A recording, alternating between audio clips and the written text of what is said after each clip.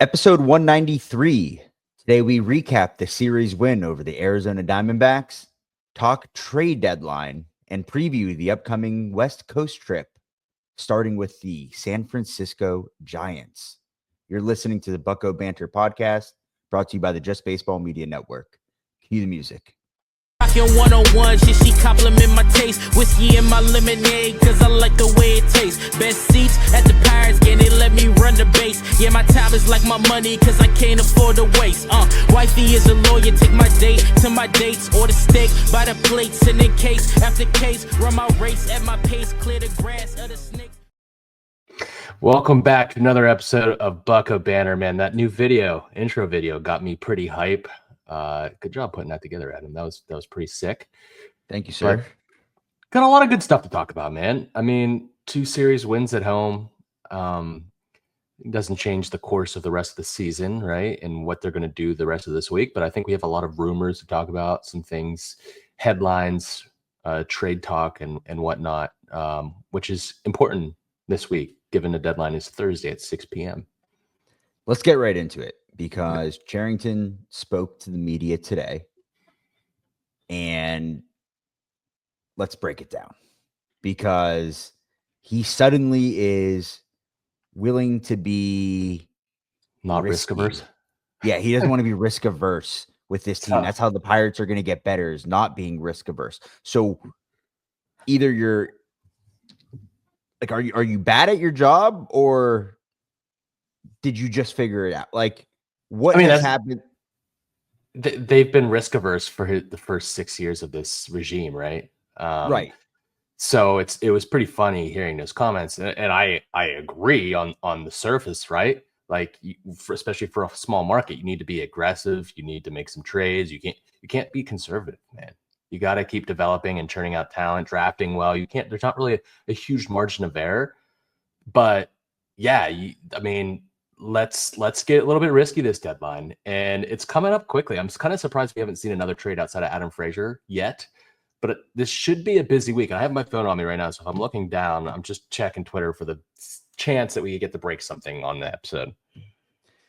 Do you trust Ben Charrington to make the trades that are ultimately going to affect the next couple of years of this franchise? Because it seems like there's a little bit of a split discourse on the internet right now when it comes to trading some key assets, such as Mitch Keller. Mm-hmm. Half of Pirates fans think, yes, Mitch Keller is great. He eats innings, but this is the only way that you're going to get bats at a major league level or that are close to it. Because if you look right now, you have nobody, and I mean nobody, that is going to be a key contributor unless something magical happens, right? Not at AAA, not really even at AA, right? Unless you're counting Termar, who, as you know, streaky, hit or miss, still has a lot of holes in the swing. So are we trusting Ben Charrington to make that trade? And like, as I was mentioning, half of the internet thinks, yes, bring in bats from the outside. You're not able to develop them on your own. You don't have any bats ready. Or Mitch Keller is a key piece to this team. Why would you trade someone who contributes to your very slim chances of winning on a week-to-week basis, and he gives you the best shot? Why not just build around that? And what I say to the people that resonate more with the latter, that statement is, are you blind? Have you not been watching what's been happening for the past 6 years under this regime, under this front office? They're not going to go out in the offseason and spend money. They're not going to develop bats. You're going to drink the hopium again in the offseason thinking everything's going to change. It's not. It simply is not. There's nobody on the way. You need to use your assets to bring in bats. They did it a little bit with Luis Ortiz, but they need to do it with a bigger name such as Mitch Keller that's going to yield you a higher return, or David Bednar, or Dennis Santana, anything that's going to help you next year right now, because you have no other help on the way, and they are not going to sign a key player in free agency. They're not going to do it. Amen, brother. I mean, listen, it's fun when we disagree a little bit just because we can have a back and forth debate, but I'm with you here step by step. Like I couldn't agree more with you. And I was going to be a little bit more polite about it. Not that you were impolite, but yeah, you got to live in reality, right? Like, do I want to move Mitch Keller? No, I love Mitch. Like he is a great part of this team. But then the people that are against moving him, well, how do you suggest we get better?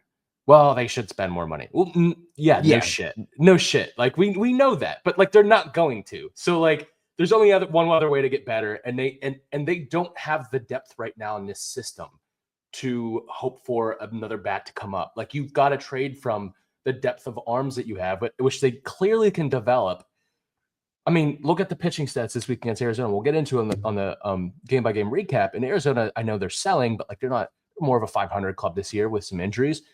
We held them to 1 run. Like this is a really good pitching staff, and you got to take advantage of these guys when you're not competing. You have to flip these guys for future talent, right? And I don't mean future talent 5 years from now. I think this team could be good next year if this trade deadline and the offseason go better or go well. So yeah, man, we have to, like, I don't think you have a choice. Like not trading Mitch Keller would be a mistake. And not trading a guy like David Bednar, not capitalizing on the value they have right now would be a huge mistake. Teams pay a premium for this talent at the deadline because they want to get over the hump in the second half and make that final push. So yeah, man, we just got to be more realistic of like how this organization is run and what they're going to do. And I think while you can love Mitch Keller and not want him to go like I do and like you do, he's going to bring us back a big prospect. He should. he's the biggest name on the trade market when it comes to arms. Easily. It's not even close this year. Yeah. You saw the other one in Zach Allen today. Yes. Yeah. And Pirates have actually beat him twice this year. Like he's just not at his ace level this year. He's definitely had a rough go. But yeah, Mitch Keller, like any team, he's going to be, if a team makes it to a World Series, like there's a chance that he's the third starter in your playoff rotation because he's going to get you deep into games and he's going to get you over that hump these last 2 months in the dog days of summer to finish out a season. And I'm telling you that I guess the rumor is now, let's just jump into it. The Cubs are really liking Mitch Keller. So this is a big, point of contention in Pirates Twitter or Pirates social media because we don't want to trade our guy to division rival Chicago Cubs. Who cares? I don't care because they're offering a guy like Owen Casey. And some people think he's not good, but we don't know. He hasn't made his big league debut yet. He's hitting 278, 377, 563 with 20 homers in AAA. This is a top 50 prospect. This is a top 50 prospect in all of baseball. This, if a team is offering this for Mitch Keller, I think you take it. And I don't think they're going to get, who is the better prospect than Owen Casey if they're going to get in return? Spencer Jones? I don't know if they get Spencer Jones from Mitch Keller. Here's the deal, man. People are just worried about everything when it comes to the Pirates. And I understand because if you look at the trade history, I could go through every single trade that Ben Cherington has made to date, and you're going to give it an F grade overall. It's bad. Like Joey Bart's at the top of the list here. Okay. So you look at an Owen Casey, you look at a Spencer Jones prospect. Yeah. As Ben Cherington said today, we might have to go for some guys that aren't proven yet in order to help this team. We might not have a choice, really. That's just kind of how we operate. So if we're being realistic about it, we can't be negative about every single return or prospect that's coming back in a trade because one, we just simply don't know. And two, it's not getting much better. You need to take chances. You needed maybe a big swing and a miss. Would you rather the Pirates hold on to Mitch Keller and win 60 games, or would you rather them trade it for bats and see what you can get out of a lineup and see if you can produce runs? Because you have arms for days. Mm-hmm. They do very well at that. They draft very well at that. They develop the arms very well. They got guys on the way in addition to what they already have. You need to take chances on the young bats or on top prospects that you just simply have not had on the offensive side of the ball. Yeah. Okay, so we could talk all day about strikeout rate at AAA, AA, whatever it may be, any flaw in somebody's swing. Nobody's the perfect prospect, and we don't know until we know. And one, you got to get them over here to begin with, right? We don't have a top 10 hitting prospect. We don't have a guy that's going to sit at the top of our organization right now outside of Connor Griffin, Edward Florentino, that are a ways away. You have to take the risk. And if we're going to believe that they're not going to be, that they're going to take risks, right? And they're not going to sit back and try and develop guys and play it cool, then this is the type of moves that you have to make. You cannot be scared to trade for somebody's top prospect or maybe somebody that's not as proven in order to potentially help this team. It's just, you have to be okay with that reality. And that's the type of move they have to make. I'm rooting for that type of move because it means that they're trying. They're taking a risk. Yeah. I mean, like, what else? They need to take a risk. What other risk can they take? Like last year, I see a lot of people that are against the Mitch Keller trade, arguing for a more of a minor league deal where they did like they did with Billy Cook last year. That's not going to get you over the edge, right? That type of deal might build upper level depth, but it's not going to get you over the edge. And Owen Casey has starting corner outfield potential in this league. And I'd love to see him as a Pirate, man. I think because I think he'd be up here right away. He's really close. He's blocked in Chicago. It just makes a lot of sense. I think if the Cubs were not in the NL Central, a lot of fans would look at this differently. But I think there's an opportunity here for the Pirates to get better. And I really liked what they did with the Adam Frazier trade. It's not like sexy, but Cam Devaney is gonna be a shortstop here in Pittsburgh pretty soon. Probably he'll probably get a shot, and he's a legit shortstop too. We haven't had that. Cam Devaney I've been seeing like these highlight reel plays he's making in Indianapolis this week. Pretty exciting stuff. And I know he's older, but I'm excited to see these guys get an opportunity. I want to see a Nick York. I want to see a Billy Cook, who is absolutely cooking in AAA right now. And I want to see an Owen Casey and some other guys get an opportunity here at the second half. But again, I think it's time to take a different approach this trade deadline. Last year, they kind of forced the Brian De La Cruz trade. Didn't really make a lot of sense. But I think you got to go over. You got to do your best to get some high end talent or high upside type players for this organization, so we can be better for 2026. Last year in that BDLC trade, they traded away Shim and McAdoo. No, McAdoo for it was Shim and Forster, and then they traded IKF for McAdoo. Yep. How's McAdoo doing this year? Yeah, no.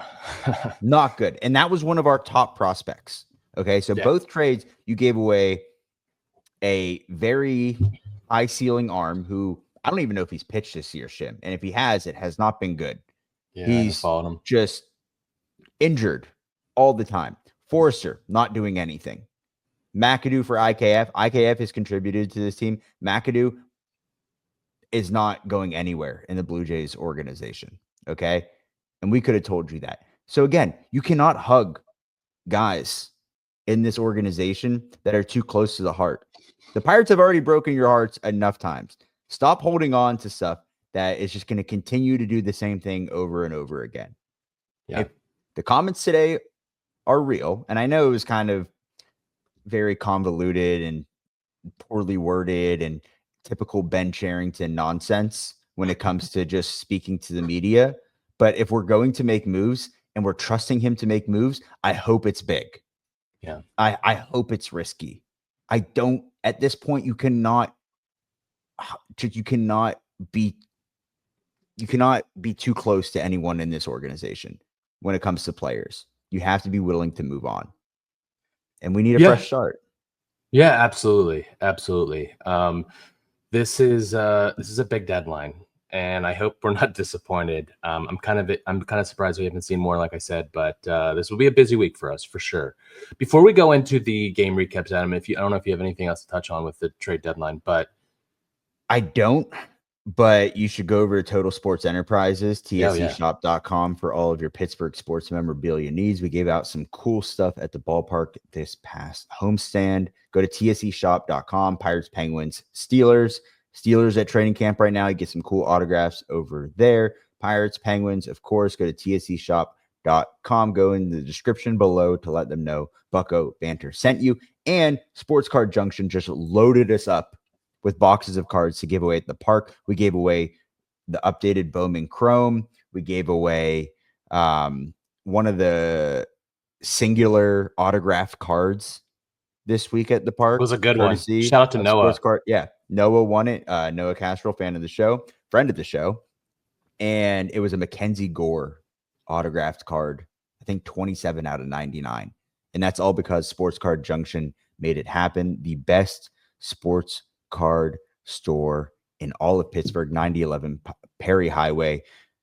Baseball, football, basketball, hockey, Pokemon, whatever your heart desires, Sports Card Junction has you covered. Again, that's 9011 Perry Highway. You can go to the website, sportscardjunction.com. Scott, let's get into these game recaps. I'll get us kicked off. Before we do, Adam, and I don't mean to interrupt, but I just want to say real quick, Dave Parker, inducted in the Hall of Fame today. I didn't get to watch too much of it, but I did see a pretty cool, Dave Parker II read a poem that his dad wrote that he wanted him to read at his induction ceremony. And pretty cool stuff, man. Dave Parker should have been in a while ago, but I love that they're wearing the Cobra patch for the rest of the year. And a pretty cool just event at the ballpark this week. They had the wall out in right field that you could sign. His baseball is going to go down the Riverwalk. I believe it's going to go down this week. They had that on display out by the center field entrance.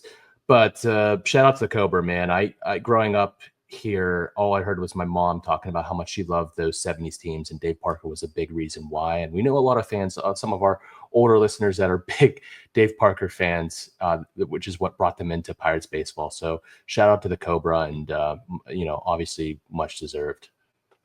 Absolutely.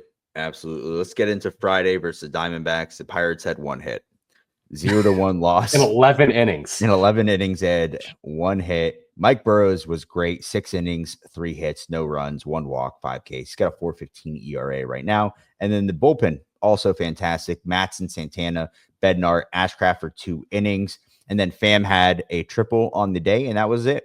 7 strikeouts, 4 walks, 1 hit, 0 for 9 runners in scoring position, and 9 left on base. Let's not let this poor offensive performance make us forget about this great outing from Mike Burrows. Mike Burrows, he's had the one bad outing, right before the All-Star break, but he was electric in this outing, and he's someone who I think he could maybe be the next Mitch Keller. Like, I think he could be a reliable mid-rotation starter who eats innings, because I can really see it with him, and I think the stuff is electric. Let's go into Saturday. Andrew Heaney, 5 innings, 2 hits, no earned, no walks, 4 Ks, ERA down to 4.79. He had 10 whiffs, only 71 pitches. This was a bounce-back outing for him. That ERA got up to over 5, previously after his last couple starts. But I'll tell you what, this was a good outing right before the deadline, maybe his last outing as a Pirate. But I was kind of surprised they pulled him after 71 pitches, because seeing Grichuk get the hugs in the dugout for the Diamondback mid-game, funny, he had his last interview with Bucko Banner. That's a Diamondback. Nice guy, by the way. Very nice guy. Very nice. But thought the same thing happened with Heaney. I know there was a lot of chatter online about it, but he's still here. So he was followed up by Genesis Cabrera, 2/3 of an inning, 1 hit. Yohan Ramirez, he finished out the inning, got the last out, 1 hit, 1 K. Caleb Ferguson, 1 inning, no hits, 1 K. Dennis Santana, 1 inning, no hits, 1 walk, 1 K. And Bednar, 16th save of the year, 100th career save. Shout out to David. 1 inning, no hits, 2 Ks, 2.19 ERA, man. I'm still just amazed by every single outing he's had since the beginning of the year. It's been quite enjoyable watching him grow throughout the season. O'Neill Cruz, 1 for 4 with his 17th homer of the year with 2 RBIs. And Joey Bart went 2 for 3 with a double. I feel like that was his first extra base hit I've seen him have in quite some time. 6 hits total, 0 for 3 with runners in scoring position, 6 left on base, 4 Ks, 2-0 win against the Diamondbacks. Adam, take us into Sunday. Skeens, 6 innings, 3 hits, 1 walk, 9 strikeouts. His ERA is at 1.83 right now. He had 20 whiffs on the day. You heard that correctly, 20 whiffs. And then you had Caleb Ferguson and Carmen in the back end of the bullpen. The offense, O'Neal Cruz had 2 hits, 2 RBIs.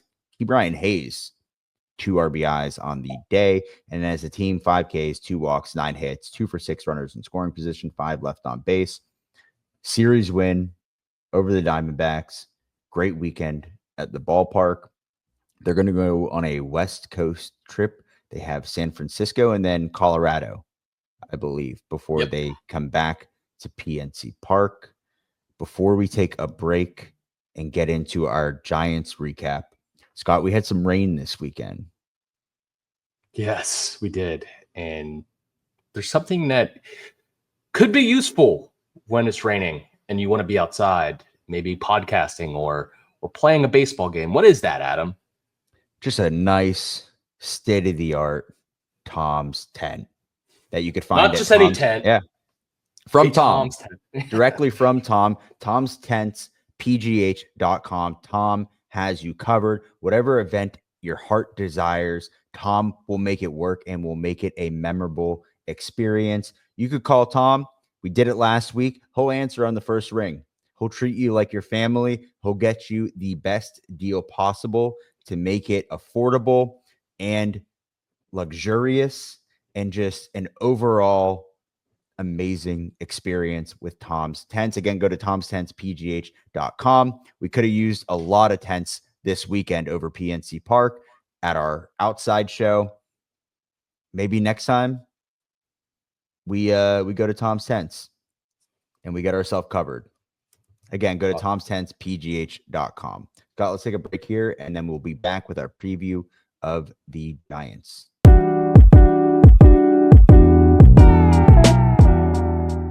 Adam, we are back, and we are going to preview the upcoming road trip out west. They go directly after today's game to San Francisco to face the Giants, who are 54-51. They're above the Diamondbacks who we just played in the NL West, third in the division. Monday, there hasn't been any starters announced for the Giants, but Keller's scheduled to go tomorrow. Could be his last start as a Pirate. It seems like it's going to be a bullpen game for the Giants. A lot of guys that are on the IL. Landon Roop just got moved there. But Tuesday, we've got Justin Verlander versus Bailey Falter. If the schedule goes as planned, Justin Verlander, 1-8, 4.70 ERA this year, 84 1/3 innings pitched, 17 games started, 70 Ks, and a 1.49 WHIP. Throws his four seam at 94 miles an hour on average. Slider sits in the high 80s. He throws that about 25% of the time, and then he mixes in a curve, change, and sweeper to round out the repertoire. At 42 years old, he's an aging veteran, but he still is a back-end starter with elite pedigree. His four-seam fastball is no longer the overpowering weapon it once was, but he still commands it well up in the zone, uses it to change eye levels and get ahead in the count. And then his slider, still sharp with late break, remains his go-to swing and miss pitch. He often uses it to finish at bats, particularly against right-handed hitters. Should be an interesting matchup here in San Francisco at Oracle Park, a ballpark I am itching to scratch off my list. And then Wednesday, right-handed pitcher Logan Webb versus Mike Burrows. This year, Webb is 9-8 with a 3.38 ERA and 135 2/3 innings pitched, 22 games, 144 Ks with a 1.24 WHIP. The arsenal consists of a sinker, sweeper, change, cutter, and four-seam. This is an established frontline starter, ground ball machine. The sinker is the signature pitch here, heavy arm side run, an elite sink to induce ground balls at one of the highest rates in all of baseball. He pounds the bottom of the zone, which helps generate a ton of weak contact. And then the changeup is arguably his best secondary weapon. Excellent fading action, especially effective against left-handed hitters. Works off his sinker to keep hitters off balance and generate whiffs. Excited for this series. Let's just keep trying our best. I'm more excited, honestly, just to see what changes this week. Yeah. Something's going to change. If it doesn't change, you know what? Yeah, we don't need to say it, but it's going to be a very depressing Sunday episode. I'll say that if nothing changes. Wednesday, we should have a lot to talk about. Hopefully a move or two has already happened prior to the deadline. But I anticipate Thursday being pretty busy. Maybe we'll have Noah on at some point this week if we can get him on from San Francisco to do a little bit of a trade deadline preview or discussion. And yeah, we might have to go live if something big happens. Maybe a very quick pod to break it down. But I'm anticipating this week being on my phone nonstop. 100%. Well, you already are playing backyard baseball nonstop. Yeah. You were at my apartment last night and you're sitting there talking to my girlfriend, and I'm sitting on the floor playing backyard baseball the entire time. Yeah. It's addicting. It's addicting. And shout out Backyard Baseball for collabing with us this past weekend. That was truly a one-of-a-kind experience. Really, really good stuff. Players of the week, Scott, before we get out of here. Oh, yeah. Before I forget, let's I'm gonna get us kicked off with the pitcher. Pitcher of the week is Paul Skeens. He has been incredible this month. I think he has a below a 1 ERA so far in July. Last two starts against the Tigers and today against the Diamondbacks. 12 innings pitched, 6 hits total, no earned runs, 2 walks, 15 Ks. He had 20 whiffs today. I think he had over 30 total in both starts, 2 quality starts, and 2 consecutive wins. Okay, not that we really care about win-loss record too much, but this is a guy who's been pitching well enough and not getting the wins, a lot of no decisions, and he's got 2 consecutive for the first time this year, I think. So, Paul, pitcher of the week. And then our hitter of the week, maybe for the first time. I think it is for sure. Yeah. Spencer Horwitz, 8 for 23 on the week, 2 doubles with a home run, 7 RBIs. Average was at 348. Good to see him getting hot, get the bat going. Could be a consistent piece at the front of the lineup, provide a little bit of power, a lot of contact, a good approach to the plate. So Spencer Horwitz is our hitter of the week. Scott, before we get out of here, just need to remind everybody, go to YouTube to subscribe, like, leave a comment, tell a friend to tell a friend. Go over to buckobanter.com, get all of your merch. We've seen a bunch of people at the park wearing Bucko Banter stuff. It's truly awesome to see. So we appreciate all the support. If you're listening, download, leave a 5-star review. That helps us out a ton. Go to all the social media. Make sure you're liking all of the videos. We try and put out a video every single day during the week, and then sometimes on the weekends, if possible. So we're trying to get you as much content as possible. Make sure you're following, liking everything, commenting, sharing. And until next time, raise it. Raise it. Best seats at the Pirates game, they let me run the base. Yeah, my time is like my money, cause I can't afford to waste. Wifey is a lawyer, take my date to my dates, or the steak by the plates. And